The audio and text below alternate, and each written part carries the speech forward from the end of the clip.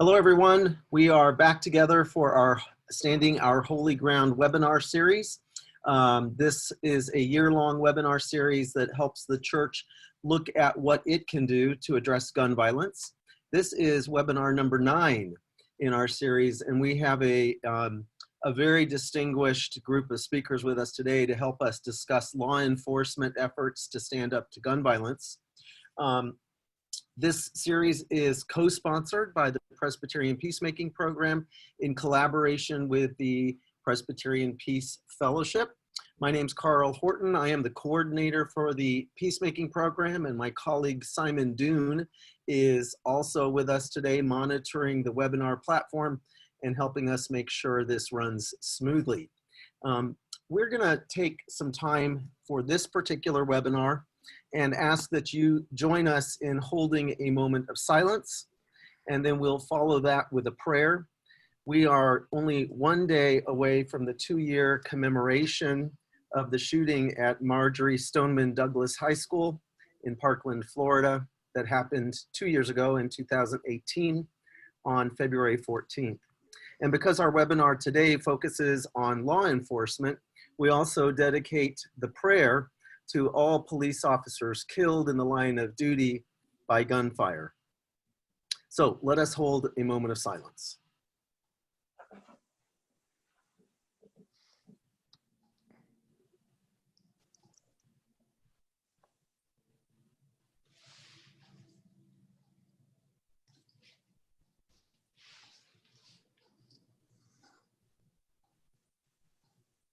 And hear this prayer. O God, who listens to the cries of your children, we remember that we are dust, and unto dust we shall return. But not this way, Holy One, not now. It is far too soon to watch even one more child go down to the dust, let alone so many. These, your children, their lives ended by another unspeakable act of violence, deserved our care, our protection, our joyful witness as we watched them grow into the fullness of adulthood. But we have failed. We've not kept our schools safe and our children free from terror. We've not found a way to stem the rising flood of gun violence. O Christ, who said, let the little children come to me and do not hinder them. Comfort these lost and wounded ones, shelter them and their grieving families under the shadow of your wings. Amen. And that prayer was a prayer that we excerpted it from a prayer that our colleague in Presbyterian Disaster Assistance Lori Krause wrote following the Parkland shooting. All right, well, thank you for that time of silence and prayer. We continue by reviewing our common understandings that we have developed and seek to follow for our webinar series. These are intended to help us set a baseline of understanding, guide our conversation, and center us as we talk about a complicated topic.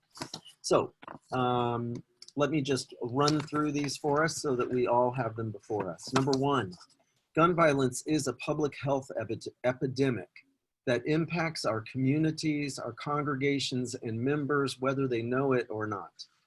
Number 2, the impact of gun violence is disproportionate, affecting some individuals and communities often and others seldom.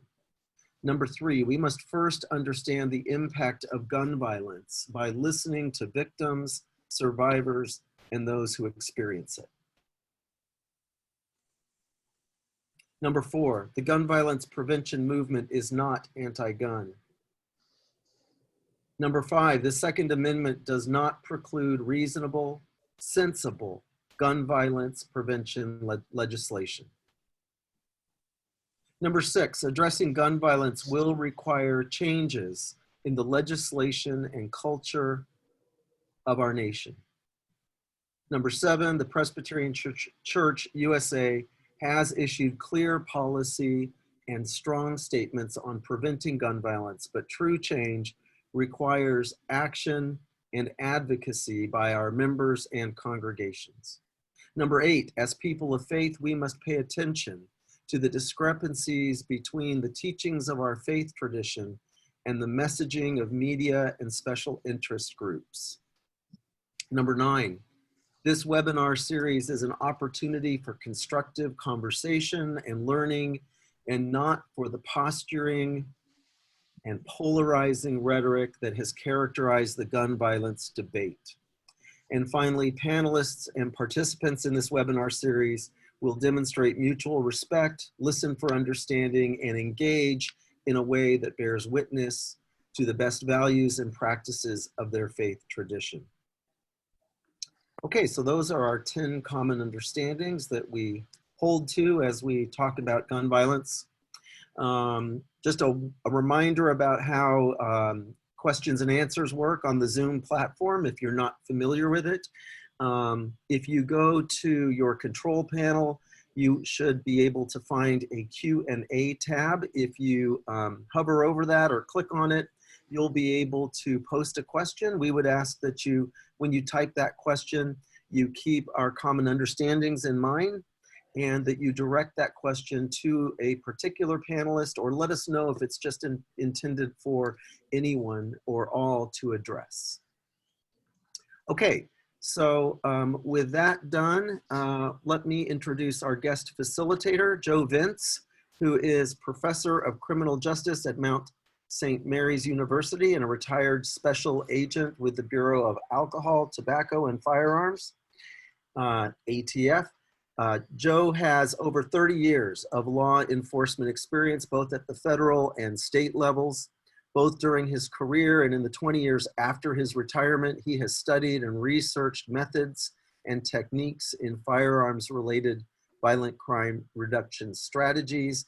I think, in fact, we have a couple of we have a paper, a couple of things that he's written that we are making available to you all as attachments, and we'll send those out also following the webinar. But Joe, welcome. We're delighted to have you with us today. Well, thank you very much, Carl. And I very much appreciate the opportunity to talk to your viewers. And it's our hope as a panel that we will be able to bring some enlightenment to what law enforcement is doing to combat this epidemic. And it's truly an epidemic in this country. With me today are two outstanding law enforcement executives who have combined stellar careers in directing policing initiatives at reducing firearms-related crime in their jurisdictions and under their command. Both former chiefs of police, they have continued personal efforts at assisting law enforcement in consulting and training capabilities. So sitting next to me today is Chief Kim C Dine. He's a 41-year veteran of federal, major city, and local policing. Dine started his police career in 1975 with the Metropolitan Police Department, MPD, in Washington, D.C., which is the 6th largest municipal police agency in the United States. Where there he spent 27 years and rose to the height of assistant chief. After retiring from MPD, Dine was chief of police for 14 years in my hometown, Frederick, Maryland, where I became very good friends with him and still call him a friend and colleague today. And from there, after those 14 years, he went on to be the chief of police in the United States Capitol Police. He helped to improve and update the Capitol Police booklet for congressional community regarding active shooter events, and sent the entire department through active shooter training. Dine is currently engaged in community work and consulting with the Police Executive Research Forum, PERF, the Police Foundation, International Association of Chiefs of Police, Department of Justice, and he also does private consulting. Also with us is, from sunny Florida, I may add, is Chief Frank Fernandez. Frank has 25 years of service in law enforcement in the Miami metropolitan area. He has held top leadership positions such as Deputy Chief of Police and Chief of Operations for the Miami Police Department, as well as key positions in the areas of patrol, narcotics, crime suppression, tactical and investigations unit, community affairs section, and the neighborhood enhancement team. He has also served as police chief and assistant manager for public safety for the city of Hollywood, Florida, and the assistant city manager, director of public safety for the city of Coral Gables, Florida. He currently serves as the vice chair of the International Association of Chiefs of Police Firearms Committee, which I am a member. He is my chair. And he's also the president of Blueprints for Safety, Strategies Group, LLC, and a security and risk assessment consulting firm.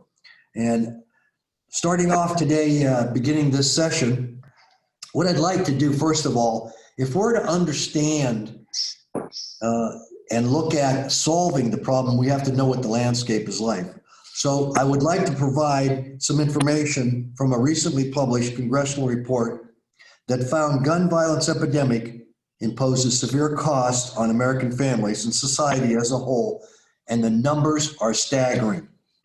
In 2017, for the first time, the rate of firearms deaths exceeded the rate by motor vehicle accidents. That year, nearly 40,000 people were killed in the United States by a gun, including 2,500 school-aged children. That equates to 100 people killed per day by a firearm, and that is more than 5 children killed each day. I will note, and I think it's important to note, that 60% of the gun deaths each year are firearm suicides. And this is also truly an epidemic in our nation. And I'm saddened to say that although law enforcement had 134 officers killed in the line of duty last year, that there were 222 officers that committed suicide, primarily with a firearm. So the human toll also comes with a substantial economic cost.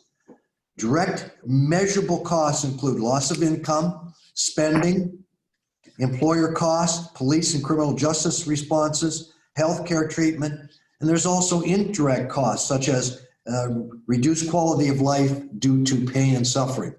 I should add that because of the high-powered ammunition that we have in this modern era, that being shot and not killed has its drawbacks too, which has a lot to do with the amount of people that we have that are paraplegics.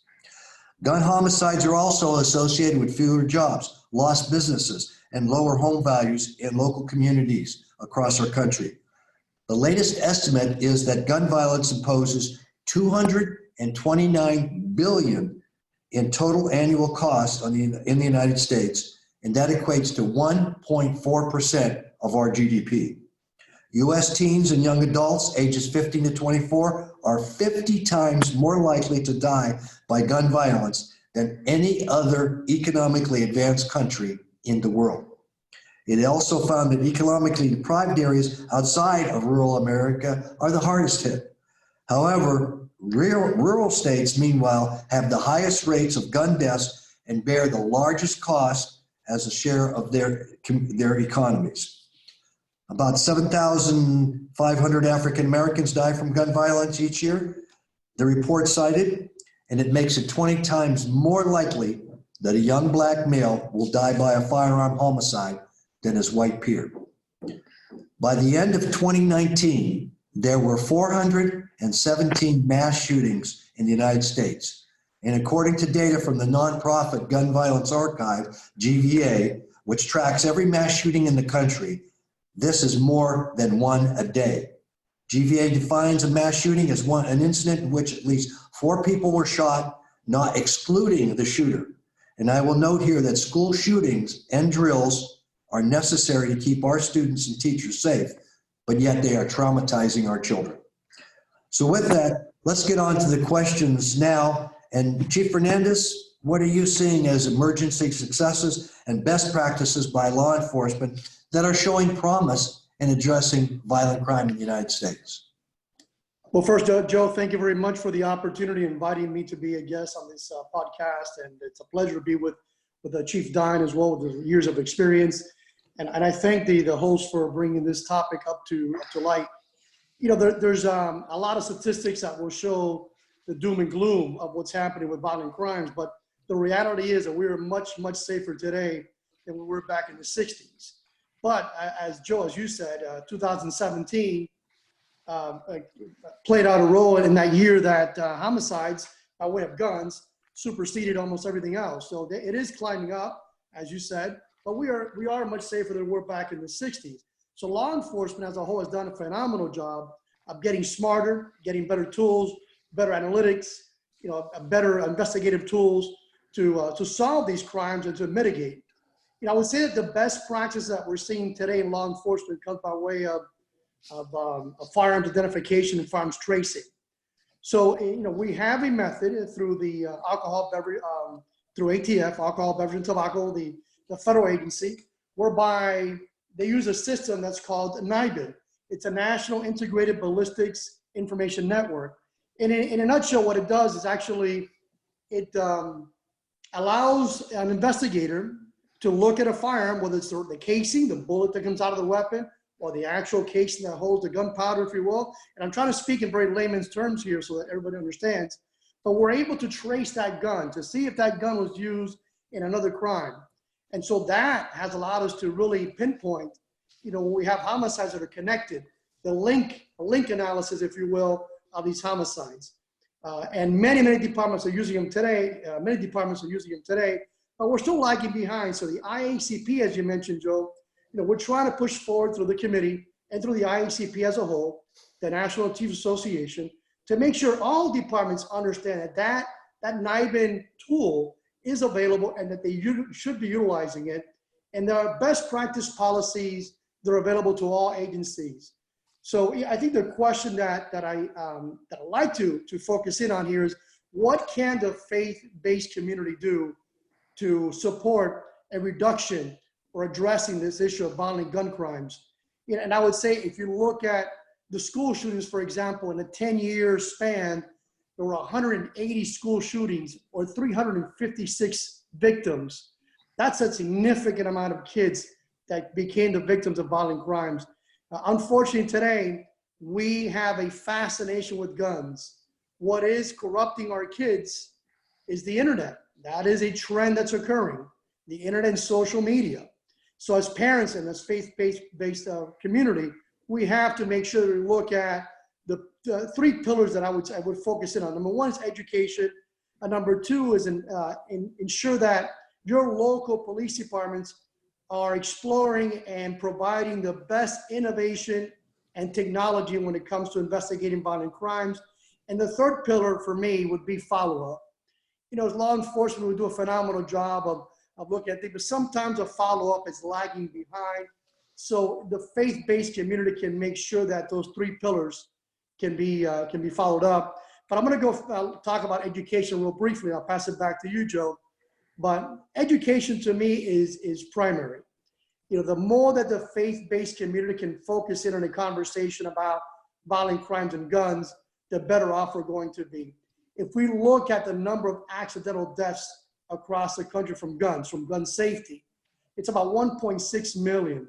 It is astronomical, the number of kids that actually get hurt, injured, or sometimes killed as a result of the handling of a firearm. So if we look at conversations about faith-based communities with kids and guns and safety, that's going to go a long way of reducing this issue here. Suicides, another issue that we talk about education. 21,000 suicides just last year alone with gun related. So the conversation about educating people about guns has to come to the surface, has to raise up to the top. Because everything else that law enforcement can do is being done. Technology has played a significant role, Joe, as you know, in trying to help us pinpoint and link these homicides together. And they're doing a fantastic job. What really remains is a significant, continuous conversation about gun safety and what do we do about guns. We have a major fascination with weapons across the country. In 2018, just shy of 9 million weapons were sold in the US. Just an enormous fascination with guns. We have drugs that are being imported at major quantities from Mexico on into the US, as we've all heard about.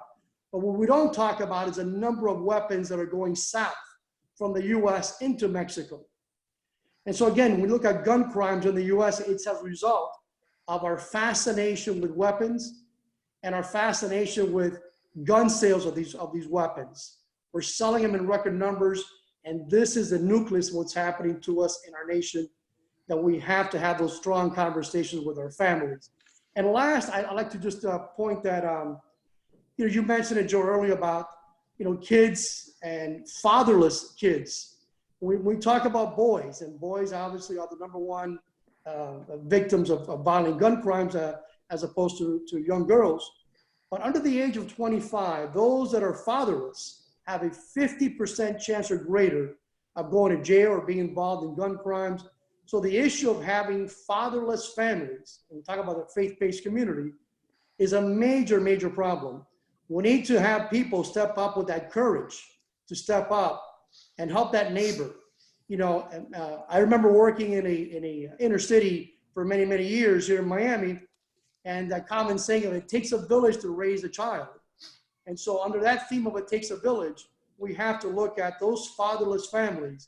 An adult, a mentor, needs to step up and help those kids throughout those formative years under the age of 25. I'll pass it back to you, Joe. Okay, great assessment. And you want to add something to that, Chief Dine? What do you see as positive initiatives that they're actually having success? Well, thank you, Professor Vince.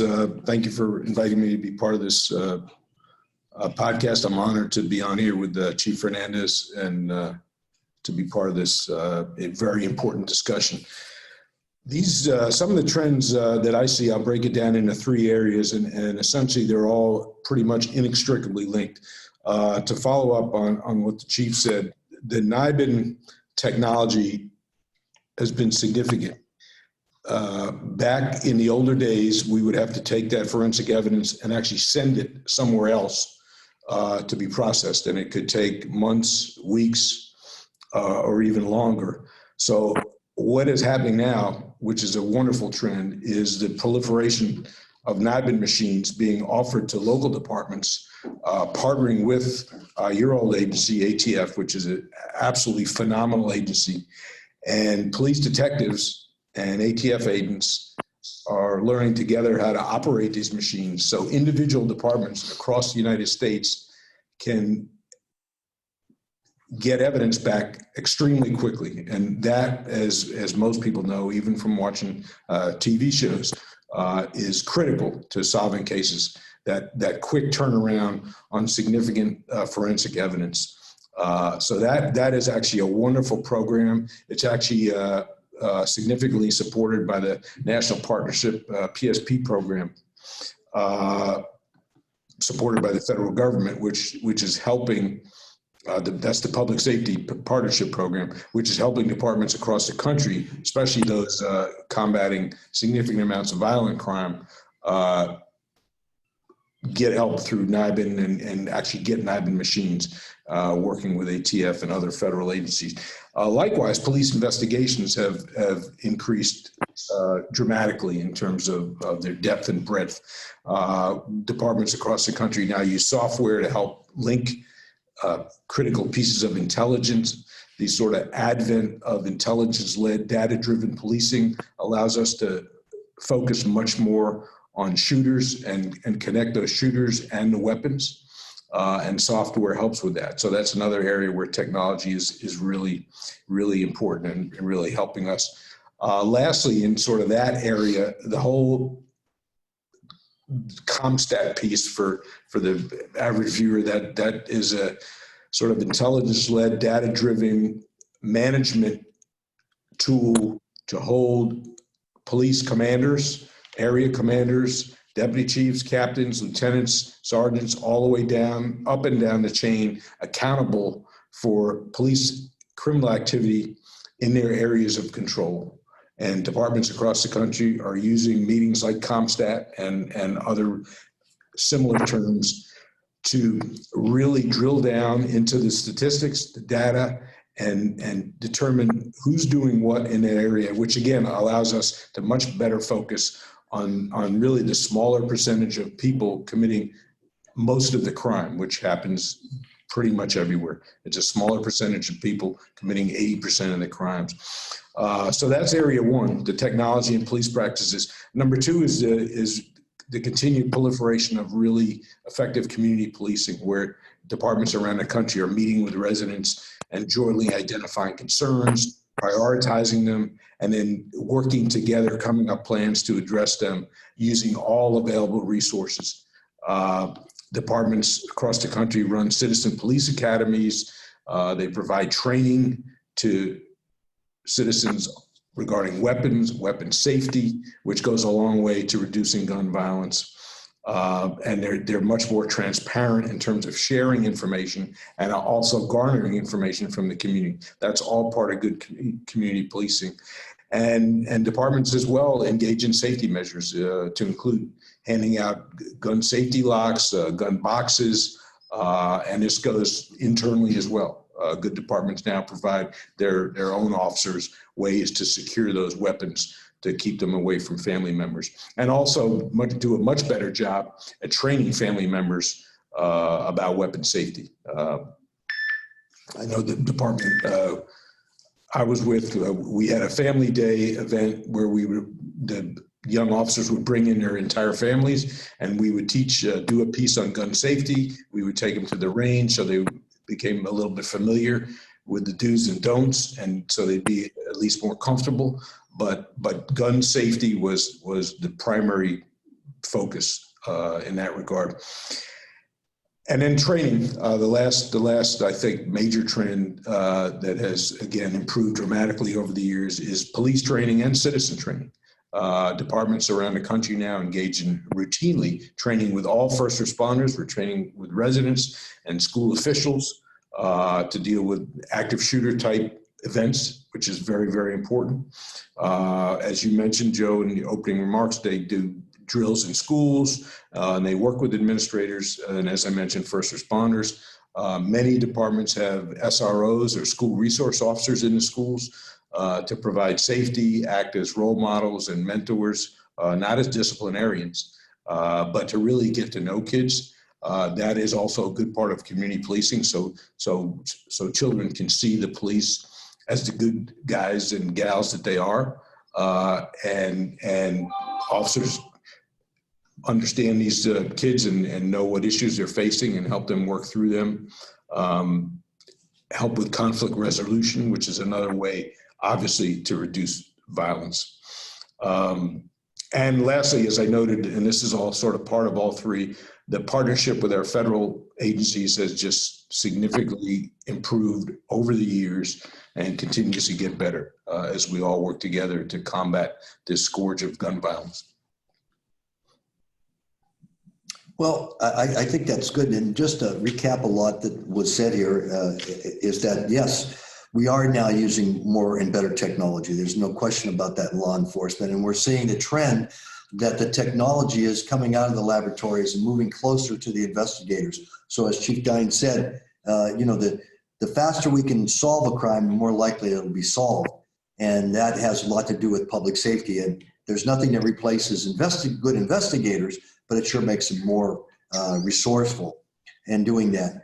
The other thing is, though, that criminals many times change what they do based on what law enforcement does and based on the technology that they use. So we're seeing a lot more things done on the internet, as Chief Fernandez mentioned, especially in the area of marketing and trafficking in firearms.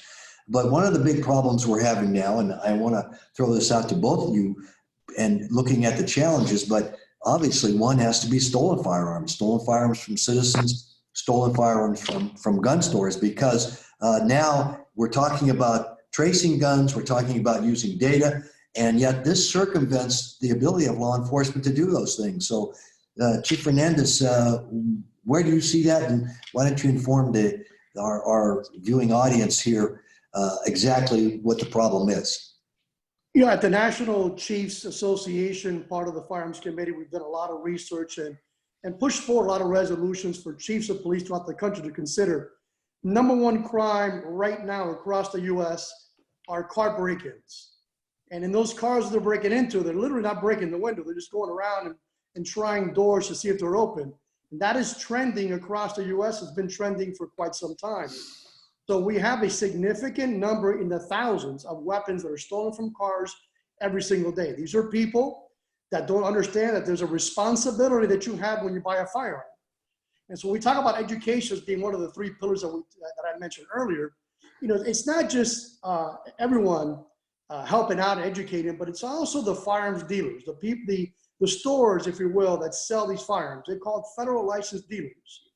They need to educate those consumers, those people buying firearms, of the responsibility that they have for that firearm, that they should not leave it unattended.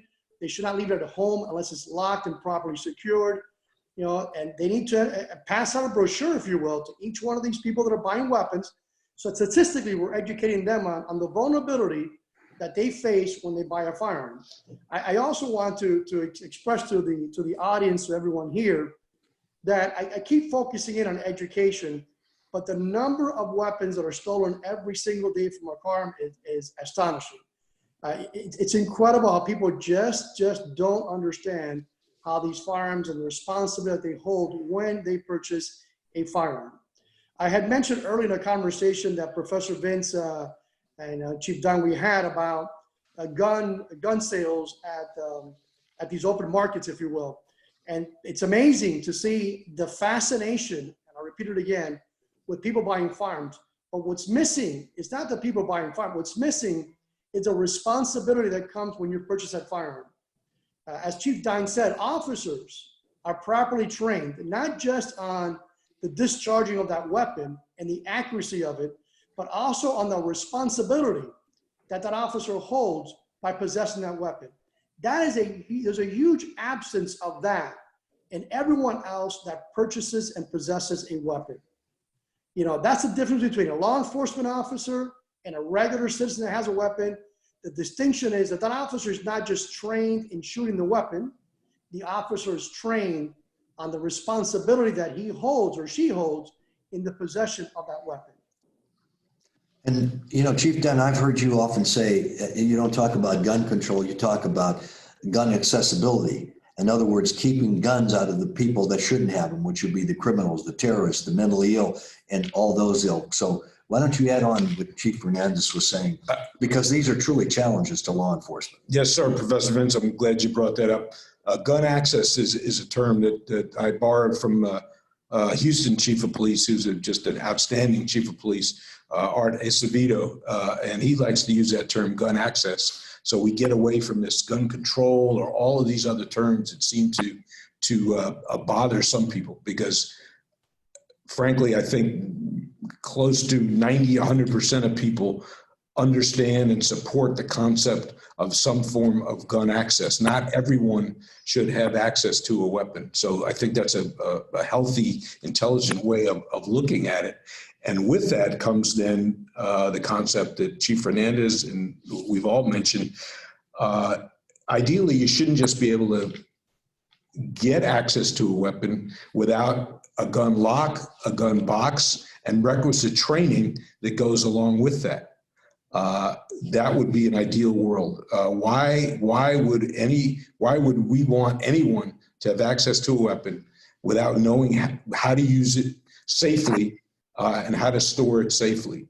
And as the chief said, theft from autos is just a crime that proliferates all across the country, especially in urban centers. It's really the number one part one crime. We had a program in DC we worked on for a while to try to combat that, called Operation Out of Sight, where we worked hard at training the public, as really we do in every city, to leave things out of sight. But essentially, some things you shouldn't have in your vehicle at all. And most departments train their officers to not leave weapons in their cars, because that same thing happens to police officers too when they do that. And that even goes for, phones and computers and all the stuff that people generally leave in their vehicles. Or you take your phone, but you leave your plugged in cord there. So it indicates to a thief that, well, there must be a phone in here. You don't, hence the title Operation Out of Sight. But that is a crime that continues to take place, because thieves take those things and then pawn them and get money to use for something else. So gun safety, gun education, gun locks, lock boxes are all critical pieces in trying to combat this rising tide of weapons, as the chief said. That's the challenge we face. There's millions and millions and millions of guns out there. The number increases every day. So the challenge to us is how do we combat the level of violence that comes from that number of weapons. Okay, along with that, I want to bring up to the audience too, that was mentioned, Carl mentioned it earlier, that there's a study that is part of what they're putting out that was done a couple of years ago to look at what it takes for a citizen to carry a firearm and then successfully and safely use it in a stressful situation. And I think we both have to agree, because of our law enforcement experience, it's training, training, and training. And as Chief Fernandez said, it's not just training for the mechanical aspects, it's the judgment aspects, when you should pull the firearm and when, of course, you should use the firearm. And we see too many accidental deaths where the service soldier comes home and on leave and surprises mom and dad and gets into the house and is shot. Tragic incidents like this. And I think, too, that law enforcement officers are very concerned, and I'm going to ask the chief to weigh in on this, because so many citizens are carrying firearms. Do citizens know how to react when police stop them, or if they are responding to a criminal action, and how dangerous this could be? So, Chief Fernandez, what are your thoughts? Yeah, no, absolutely, Professor. I think that's an excellent point. I'm going to go back to those three pillars. And the first one is education. Again, I keep repeating it over and over again, because I feel that the FFLs, which are the federal firearm licensed dealers that sell the guns, that they have a responsibility, a moral responsibility to our nation, to our communities. If they're making money in these communities, they should have a responsibility to educate those consumers. And so when they're buying that weapon, it's not just about safety, as Chief Dine said, giving them a lock, giving them a box, letting them leave that store with the best platform of safety possible. But also, when you're carrying that weapon, what do you do if an officer stops you? Not many citizens know. What they should do is they immediately tell that officer, I have a concealed weapons permit, I have a weapon on me, or I have a weapon in the vehicle. It's the first thing that should come out of your mouth when that officer comes up to your vehicle or approaches you. So then it reduces the alarm that officer faces. Remember, that officer has a family, that officer is doing a job for the community, but they also have survival instincts. And so if they see a bulge on your side or your pocket, that anxiety is going to rise up at an alert level, and things can turn quite ugly, in an accidental way, if not done properly. So I would encourage everyone that if you do have a weapon and an officer approaches you, whether it's a traffic stop or it's an encounter, a face-to-face encounter, that in a very polite way, in a very smooth voice, without agitating yourself, just say, officer, I'm in possession of a firearm and I have a concealed weapons permit. If you have one, but make sure that officer knows why you have a weapon, so that then that de-escalation starts to take place. The officers are trained properly to address those issues, but they're also trained properly to address an individual who has a weapon illegally on them. But that approach is much more different than the approach of someone who alerts the officer beforehand of a weapon. Thank you. And what about when a citizen is going to intervene in a situation, an armed robbery of some sort?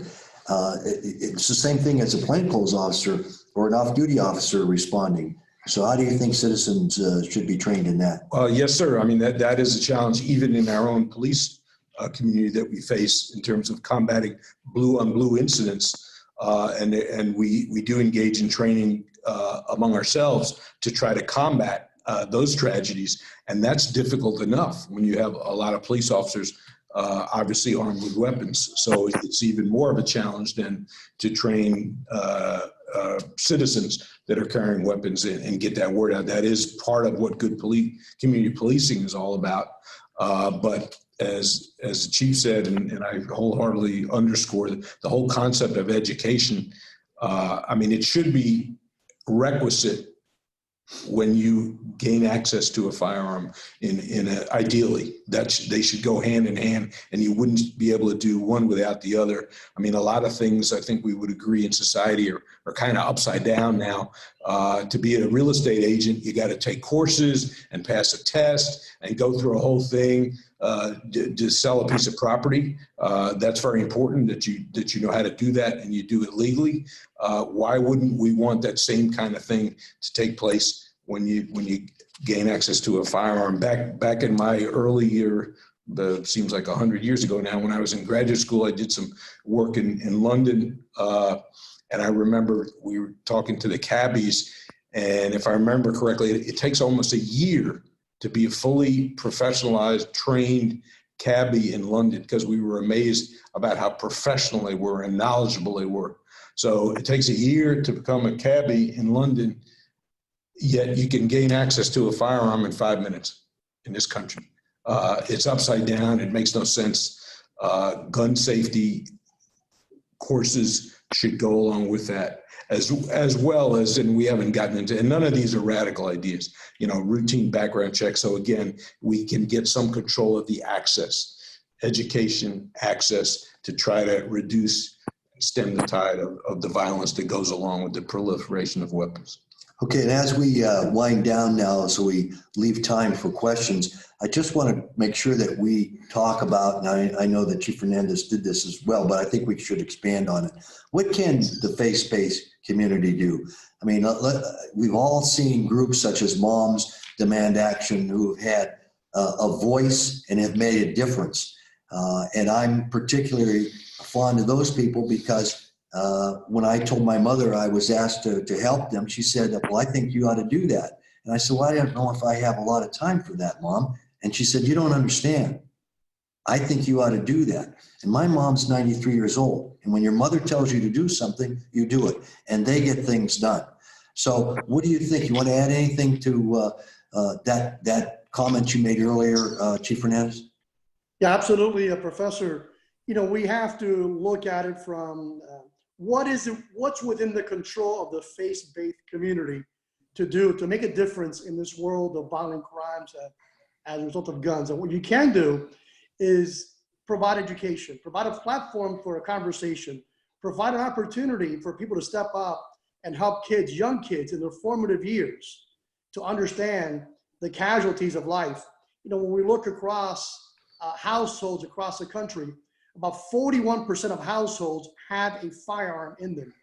That's astonishing when you think about it. 41%. I mentioned about almost 9 million weapons sold in the U.S. There are guns everywhere across the U.S. So what we can control are this. Think about the low-hanging fruit right now is for the faith-based community is to, number one, have an educational component to your community.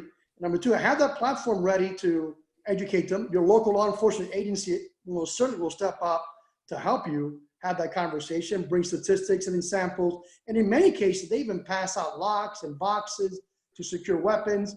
There's many, many opportunities. You just have to provide the opportunity, and law enforcement will come to you to educate your parish or your church group.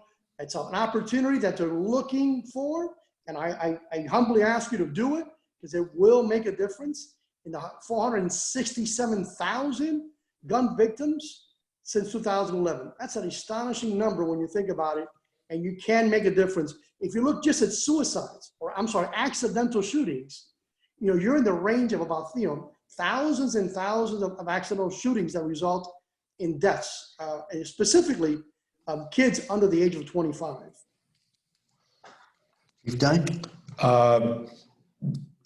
I think I mentioned a couple of tenets of community policing, and they center around building partnerships and using all available resources. And obviously, the faith-based community fits perfectly into that. There's not a good chief that I know across the country that doesn't spend a significant amount of time on Saturdays and Sundays in the many churches in his or her jurisdiction, because that's what we do when we partner with communities to build trust and communication. And as I mentioned, use all available resources. And obviously the faith-based community has access to and influence over millions of people across the country. So that ability to transfer information, engage in education, even provide a safe haven for people, especially children, in more violence-prone areas is extremely significant. And when we talk about trends, one area I did want to mention that we've seen a lot of improvement, thankfully, thanks to legislators across the United States, is the whole area of domestic violence. We didn't mention that, but we now do a much better job across the country at appropriately addressing domestic violence, taking it seriously. And that includes more innovative laws like red flag laws and taking weapons away from violent offenders, which to most people makes logical sense. So again, it goes back to the concept of gun access, not taking away weapons from massive amount of peoples, but addressing the appropriate access so we reduce the level of violence that is connected to these amounts of weapons. And I have to say, I wholeheartedly agree that the faith-based community needs to do this. That truly is their calling. I think we have to do it ecumenically. And because especially in the United States, we have so many Christians and we're followers of Christ.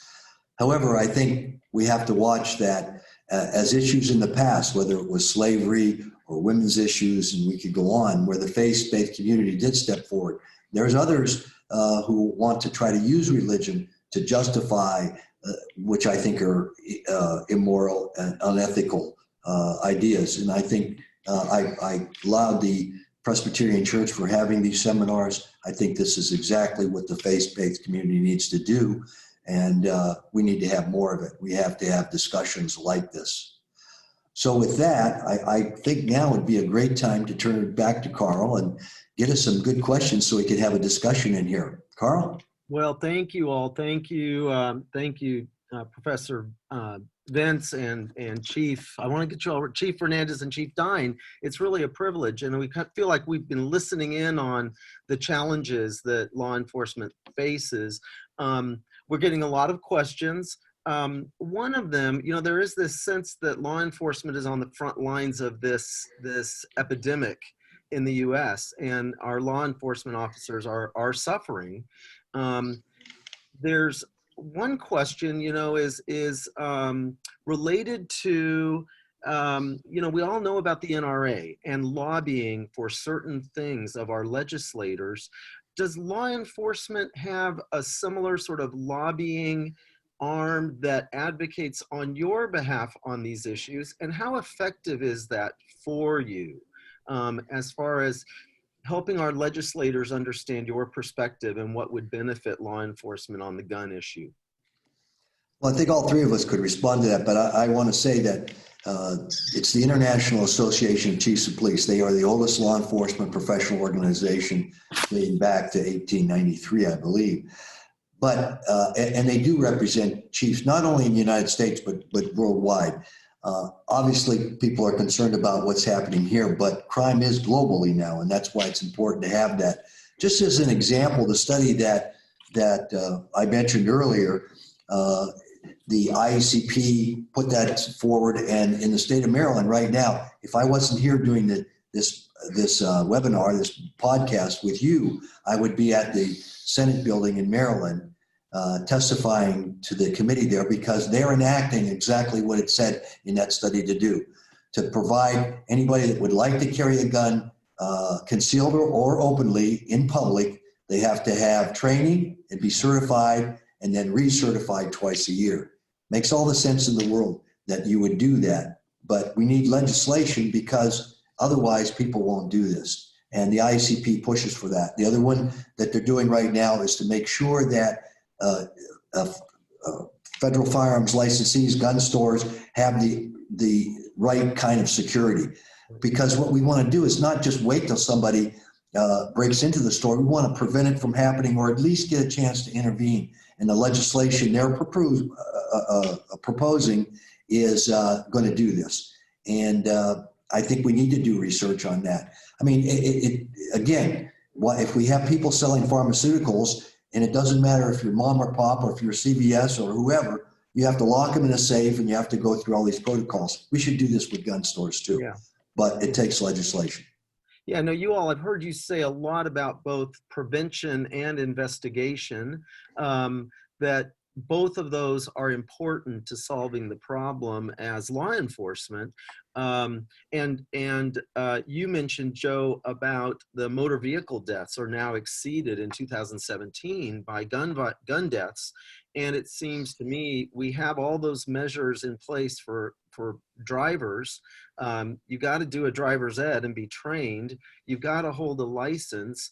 The vehicle you drive is inspected for safety. So we have those measures in place that have made driving safer. There are some preventative, and then there's also the investigation after accidents. What caused that accident?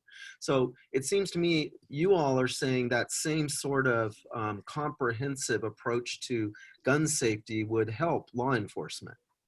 Yeah, absolutely. And the thing you have to look at, Carl, these are common sense items. Right. The people that are opposing these have ulterior motives. I mean, we have to be honest. Let's say it like it is. If you're worried about making a sale by somebody doing something, and we all have done this. I mean, grocery stores don't put things right on your checkout while you're standing there to make it an impulsive buy. It's the same way. So having different rules that we know work, and doing good background checks on people makes very much common sense. And we need to push those kinds of action. Nobody, as you said it, and I think very well in your tenets there, nobody's trying to take the Second Amendment away from anybody. I'm a very big opponent or a proponent of the Second Amendment.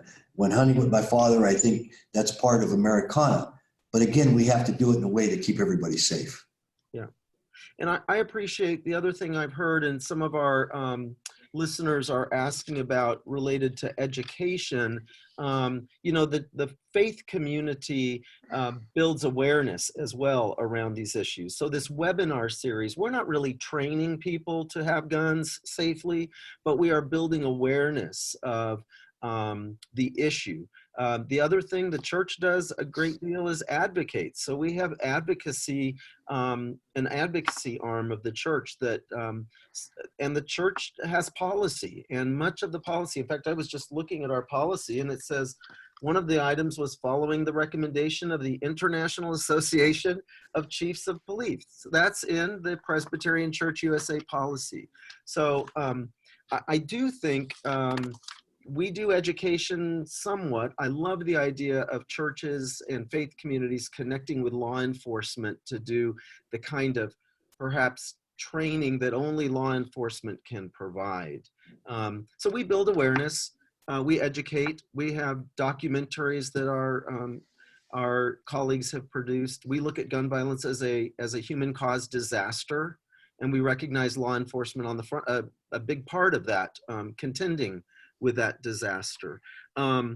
You've talked a lot about access. One person asks, what is it like to be law enforcement in a country with 350 million guns? Chief Dine? Well, Tell me. yeah. You know, many people have described policing as hours of boredom interrupted by moments of terror. I don't know that I totally subscribe to that, because it's all interesting work. It's a people job, but the fact that you just mentioned that, you know, that statistic, it just highlights the challenge that officers face every day all across the country. And again, there's a much smaller percentage of people committing most of the crimes, but the fact that there are so many weapons out there just presents a huge challenge. And you can go to any major city, or for that matter, any mid-sized city, and be astounded at the number of weapons that they recover every year. It's just astounding. And then when you realize, well, many, many more than those they recover are coming into the system every week, every day, every month, every year, just illustrates the challenge that we face. Chief Fernandez, Florida has an interesting law about access of firearms by children, and you're best familiar to speak on that. And I think it's had a positive effect in the state of Florida. Yeah, most certainly. It's a felony if you leave a weapon unattended and a child gets a hold of that weapon. It is a felony, and that person is arrested. And so it has played a very key role in providing a responsibility to gun owners, that they know that they have significant repercussions if they're not responsible gun owners. And what I mean by that is people getting home and placing a gun on top of a refrigerator or on top of the counter next to your bedside under your pillow, and then a kid comes home and gets that gun and starts playing with it, gun goes off and they kill each other. I've seen that in my career happen multiple times to different people, even close friends of mine that I've seen happen, and they've lost their kids. I had one friend that lost his son as a result of an unattended weapon. And so here in Florida, they face a felony charge if they leave a weapon unattended, no matter where they leave it. And again, I go back to that awareness. And, you know, when I mentioned earlier about, you know, just close to 9 million weapons in the US, that's 9 million a year that are sold or imported every year.